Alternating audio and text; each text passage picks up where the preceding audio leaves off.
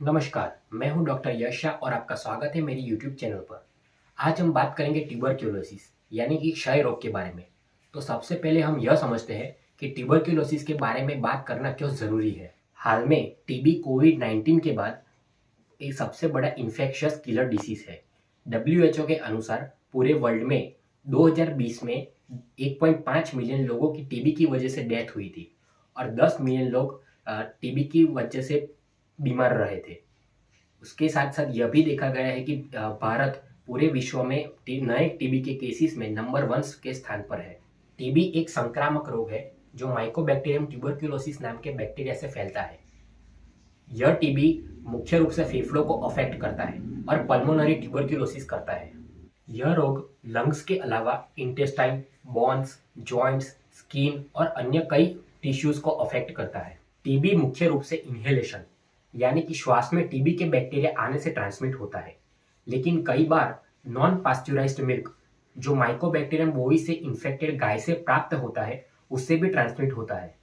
उससे मुख्य रूप से इंटेस्टिनल और ओरोफेरिंजियल टीबी होता है। पल्मोनरी टीबी लंग्स के अपर लोब के लोअर पार्ट में या फिर लोअर लोब के अपर पार्ट में ज़्यादा होता है क्योंकि उस एरिया में ऑक्सीजनेशन ज़्यादा है। टीबी होने की संभावना डायबिटीज, एचआईवी और माल नरिष्ट पेशेंट में ज़्यादा होती है। अब हम यह जानते हैं कि टीबी में कौन से सिम्टम्स देखने को मिलते हैं। तो टीबी में भूख कम लगना, वेट लॉस होना, थकान लगना जैसे कई नॉन स्पेसिफिक सिम्टम्स देखने को मिलते हैं। जबकि शाम को बुखार आना, जिसे हम इवनिंग राइज ऑफ टेम्परेचर कहते हैं, 3 हफ्तों से ज़्यादा कफ रहना, रात को पसीना आना, बलगम में खून आना, सांस लेने में दिक्कत होना जैसे स्पेसिफिक सिम्टम्स भी देखने को मिलते हैं। टीबी को डायग्नोस करने के लिए चेस्ट एक्सरे, मैनटॉक्स टेस्ट और इंटरफेरॉन गामा रिलीज असे का यूज होता है। चेस्ट एक्सरे में पैची मतलब इनकंसिस्टेंट और नॉड्यूलर शेडो अपर लोब में देखने को मिलते हैं। उसके साथ साथ कैविटी फॉर्मेशन, लीजन कैल्सिफाइड होना और प्लूरल इफ्यूजन यानी कि लंग्स में तरल पदार्थ एकत्रित होना भी देखने को मिलते हैं। मैनटॉक्स टेस्ट में हाथ पर फोराम में 0.1 ml ट्यूबरक्यूलिन सॉल्यूशन इंजेक्ट किया जाता है। अभी वह स्थान जहां पर ट्यूबरक्यूलिन सॉल्यूशन इंजेक्ट किया गया होता है वहां पर स्किन में रेडनेस और इंड्यूरेशन मतलब स्किन सख्त हो जाती है। पॉजिटिव रिएक्शन तब माना जाता है जब इंड्यूरेशन ऑफ स्किन 10 मिलीमीटर या उससे ज्यादा हो। इससे मुख्य रूप से लेटेंट ट्यूबरक्यूलोसिस डायग्नोस होता है। अभी हम यह जानते हैं कि टीबी से हम कैसे बच सकते हैं। व्यक्ति को टीबी वाले व्यक्ति से क्लोज कांटेक्ट अवॉइड करना चाहिए। अगर आप क्लोज कांटेक्ट अवॉइड नहीं कर सकते तो फिर आपको प्रोटेक्टिव मास्क और ग्लव्स का इस्तेमाल करना चाहिए ताकि टीबी के बैक्टीरिया से आप बच सके। व्यक्ति को पर्सनल हाइजीन मेंटेन करना चाहिए।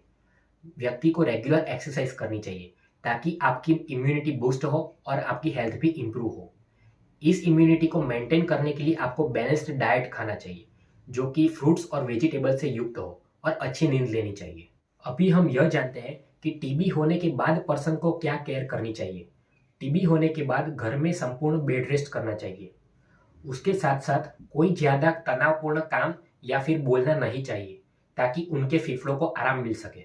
स्मोकिंग तो छोड़ ही देनी चाहिए। जब तक बलगम एसिड फास्ट बेसिलाई के लिए पॉजिटिव है तब तक घर में आइसोलेटेड रहना चाहिए। बच्चों से हमेशा दूर रहना चाहिए। कफिंग के दौरान रुमाल का उपयोग करके मुंह को ढक लेना चाहिए।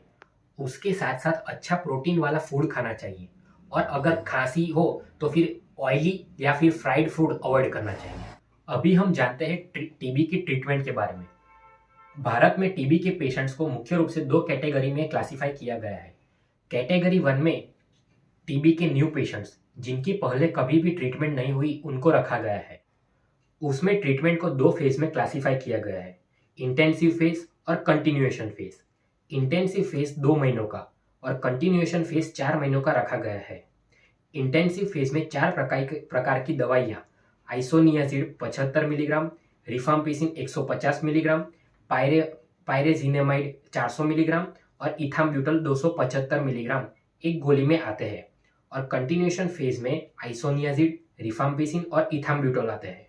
अभी व्यक्ति के वजन के आधार से गोलियों की संख्या निर्धारित की जाती है, जैसे कि 25 से 34 किलोग्राम को 2, 35 से 49 किलोग्राम को 3, 50 से 64 किलोग्राम को 4, 65 से 75 को 5 और 75 किलोग्राम से ज्यादा को 6 गोलियां हर रोज खानी होती है। अगर किसी व्यक्ति ने अधूरी ट्रीटमेंट ली हो तो फिर उसे कैटेगरी 2 में रखा गया है। उसमें ट्रीटमेंट के तौर पर 2 महीने HRZDS, 1 महीना HRZD और 5 महीना HRE दिया जाता है।